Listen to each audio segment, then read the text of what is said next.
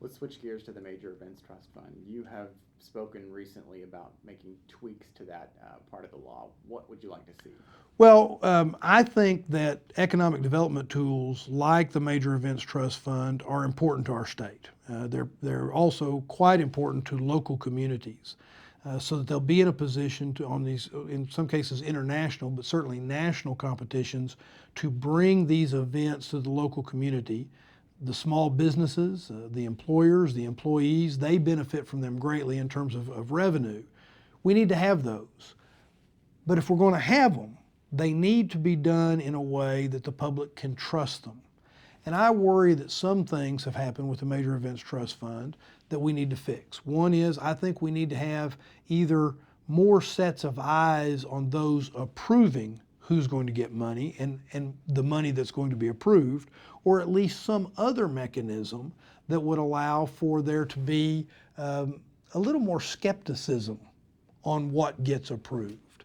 Another thing that I think is important is we need to make sure that there's a look back to make sure we're getting the bang for the buck that we were promised on different major events. And then one of my big concerns is that often some place needs, I'll just use the example, they need a new scoreboard or jumbotron or whatever you want to call it in order to get that event. And I understand that. But then they get the benefit. The owner of that building gets the benefit of that in perpetuity, I suppose, where they're making additional revenue. Well, I don't know that the taxpayers ought to have to put up all the capital. In fact, I don't think the taxpayers should have to put up all the capital in order for the owner to then get the full benefit from it. So my bill would limit that to 5% of the cost. If it's a permanent fixture or it's part of that facility itself, I think that ought to be limited to about 5% of what it costs, and then let the owner pick that up. There's just been some problems in the past in that regard. What are people over at the comptroller's office telling you about this possible change? Well, frankly, I've been a little disappointed that there hasn't been more of an effort to say, let's make this work the right way. And you know, sometimes it's human nature to kind of resist change. But I really do think that there are the votes in the legislature to reform this. Frankly, I think that many people here think that if we don't reform it, then maybe we don't need it at all.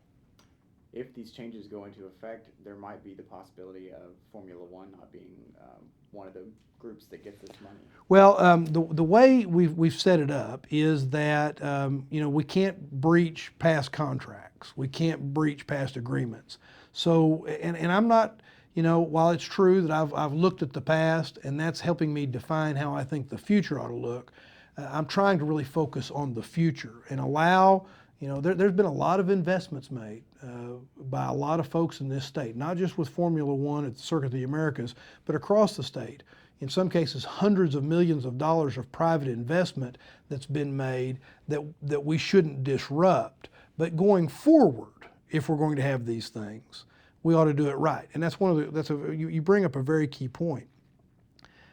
When these trust funds are utilized, there is great reliance upon that by the business people that put up tens, in some cases hundreds of millions of dollars of their money to create this based in reliance upon the state making commitments. Well, we ought to make sure that before somebody gets themselves in that situation, they have some clarity and they know how it's going to actually operate. And that's one of the things that I don't think has worked particularly well in the past, but we can fix for the future.